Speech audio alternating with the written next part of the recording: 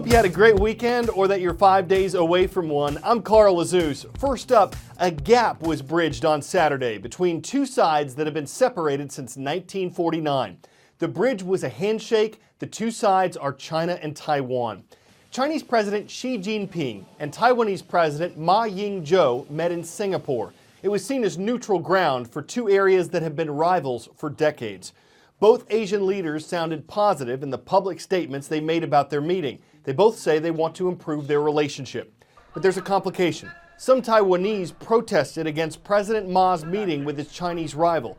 Taiwan has an election coming up between one candidate who supports the meeting between the two sides and one who opposes it. So what happens in the January vote could affect China and Taiwan for years to come.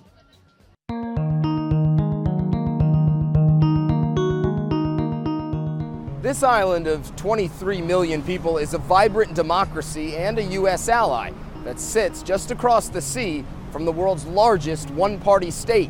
I'm Matt Rivers in Taiwan, officially known as the Republic of China. And I'm Stephen Zhang in Beijing, the capital of what's officially known as the People's Republic of China. It's been called that since 1949, when the communists here won a civil war, forcing the previous government to flee to the island of Taiwan. Both sides set up their own governments, each claiming to be the only legitimate rulers of the entire Chinese territory. Decades of hostility ensued. There was no travel, no trade, or communications between the two, and the threat of military action was a constant presence. But those tensions began to ease in the 1990s. That's when Beijing and Taipei came to an agreement on the so-called One China policy. Both sides acknowledged, despite the existence of two governments, there is only one nation of China, and that paved the way for economic and cultural cooperation. Businesses from Taiwan have invested billions of dollars here on the mainland, home to 1.3 billion people and the world's second largest economy. And millions of mainland tourists have flocked to Taiwan after direct flights resumed. Taiwan's next presidential election is in January of 2016, and that could pose a problem for China because the candidate leading the polls at the moment is from an opposition party that favors Taiwan to become an independent state. That's something Beijing simply will not tolerate. China insists Taiwan is a renegade province that must be reunited with the mainland by force if necessary. Both governments say that's all the more reason to strengthen communication and build mutual trust. But whether that trust can be built in Taiwan remains to be seen. Many people here are wary of the growing influence of their massive neighbor just across the straits, fearful that their unique way of life cultivated over the last 6 decades may be under threat. For 7 years and most of Barack Obama's presidency, there's been a lot of back and forth over something called the Keystone XL pipeline. It would have been an oil pipeline carrying more than 800,000 barrels of petroleum every day from Canada to oil refineries in the U.S. Gulf Coast.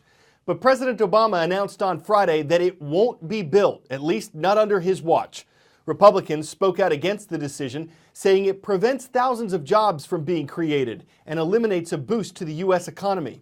Democrats support the decision, saying it won't create many permanent jobs and that it could hurt the environment. They see oil as a dirty fuel. The U.S. State Department doesn't think the pipeline would have been bad for the environment, but the president named the climate as part of the reason for his decision. President Obama rejected the Keystone Pipeline, saying the Canadian project would have sent the wrong message to the world on the issue of climate change. The president accepted the recommendation of Secretary of State John Kerry, whose department analyzed the project for nearly 7 years. Mr. Obama acknowledged Keystone had become embroiled in politics as Republicans said the project would have created U.S. jobs, while Democrats argued an approval from the White House would have been a damaging defeat in the battle against global warming. In the past, the president had said he would turn down the pipeline if it could contribute to climate change, something his own State Department concluded would not occur. Not surprisingly, though, the president sided with his own party. Here's what he had to say. America's now a global leader when it comes to taking serious action to fight climate change. And frankly, approving this project would have undercut that global leadership. And that's the biggest risk we face. Not acting.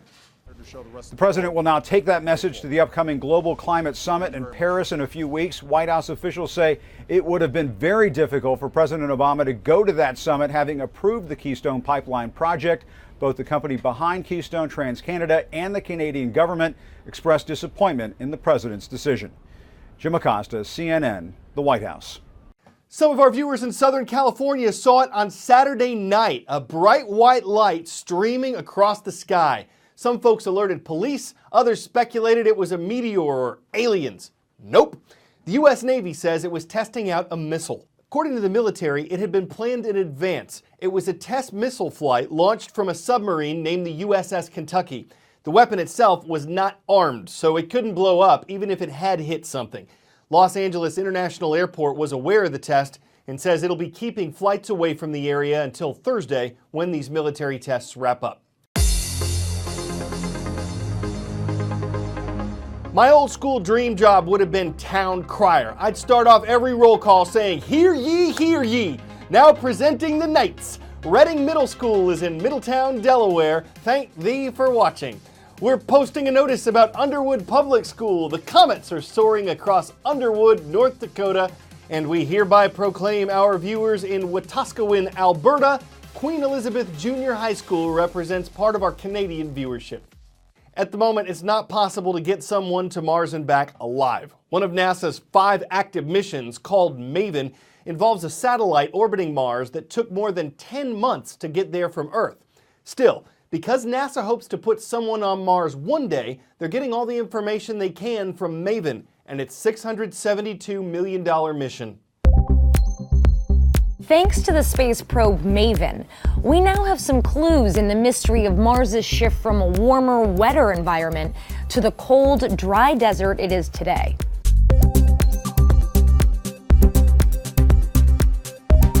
MAVEN has been exploring Mars's atmosphere since 2014, and one of its main goals is to figure out how and why it got so thin. This low-pressure, thin atmosphere, comprised mostly of carbon dioxide, would prevent fresh water from being present because it would boil at 10 degrees Celsius or 50 degrees Fahrenheit. On Earth, it boils at 212 degrees Fahrenheit. And now, NASA scientists think they know the culprit: solar winds. They observed massive amounts of ions and gases escaping during solar bursts, like coronal mass ejections. Since the sun would have been incredibly active in its infancy, the prevalence and strength of these bursts could have had a tremendous influence on the evolution of the Martian environment and the thinning of the atmosphere. Scientists also observed a unique type of aurora called a diffuse aurora in the planet's northern hemisphere. Auroras occur when particles collide with the planetary atmosphere along electromagnetic fields. They're not uncommon. In fact, they've been observed above all planets with a substantial atmosphere, even some moons. But the aurora seen on Mars was at the lowest altitude observed on any planet. The unique characteristics of this aurora versus those observed on Earth may be determined by the very different magnetic field configurations of the two planets. As NASA gears up to send astronauts to Mars in the 2030s, they hope to gain further insights into the red planet's past, so we can better prepare ourselves for these future missions. You might have visited a corn maze last month. It's kind of a fall tradition in many parts of the U.S. This expands on the idea. It's a balloon maze, almost 6,500 square feet of inflatable misdirection. More than 80,000 balloons. The builders say it took 3 days to inflate them and arrange them, and that this is the biggest maze of its kind. It's part of an international balloon conference in Belgium. You really have to see it to know it's not balloony, and even when you do, it looks like a stretch that someone would get such an inflated idea as to float such an airy possibility and not be full of hot air. Whenever anyone gets lost, though, you better hope they're not on pins and needles. Their escape could sound a lot like pop music. CNN Student News hopes to see you Tuesday.